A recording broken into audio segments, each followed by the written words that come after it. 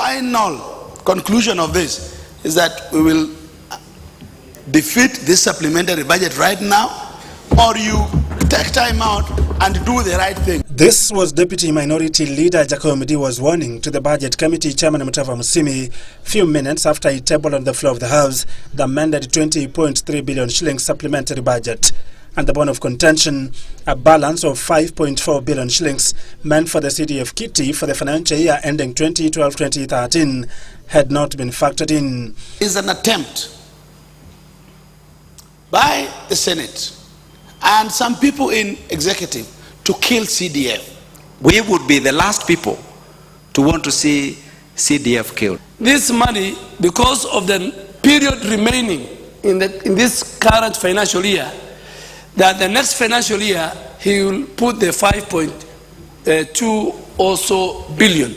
We are not voting machines that will be used just to pass things. And we are not saying we are denying anybody any money. We are just saying the money that we are talking about, Mr. Speaker, goes to Kenyans. The legislators could not entertain Musimi's antics and who at some point contradicted his lieutenants over the CDF balance. My recommendation, Mr. Speaker, and that of my committee was this, and I quote, that the Appropriation Bill 2013 includes an additional 5.4 billion to the Ministry of Devolution and Planning for CDF. I think the chairman of the Budget and Appropriation Committee is not getting it right.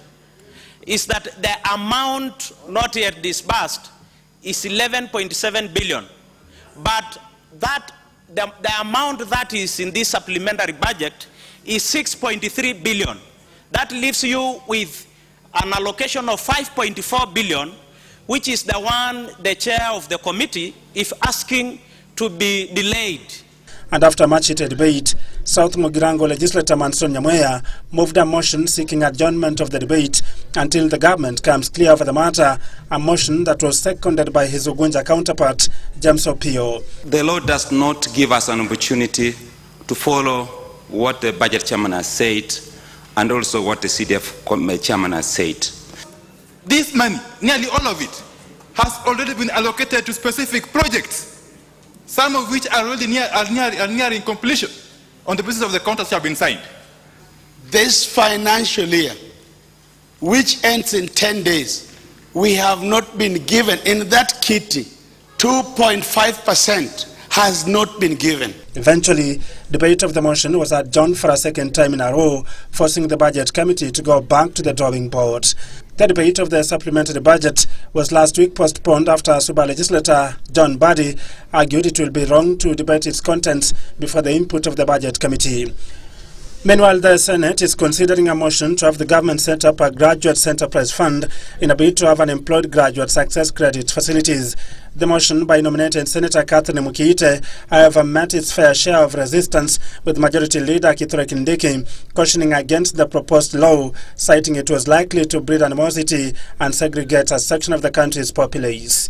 At the same time, Senate Speaker Ekwethuro has expressed concerns over the continued lack of quorum in the Senate that has seen several motions put on hold due to lack of quorum for senators to take a vote as representatives of the counties. Chair has put them on notice. You have 1 week to mobilize so that on Wednesday afternoon we list all these motions for voting. Bell be rung to summon members back to the House. In the morning session, the Senate business was at standstill as the bell rang for almost 13 minutes before quorum was realized for business to continue. Martin Mwanje for Channel 1 News Hour.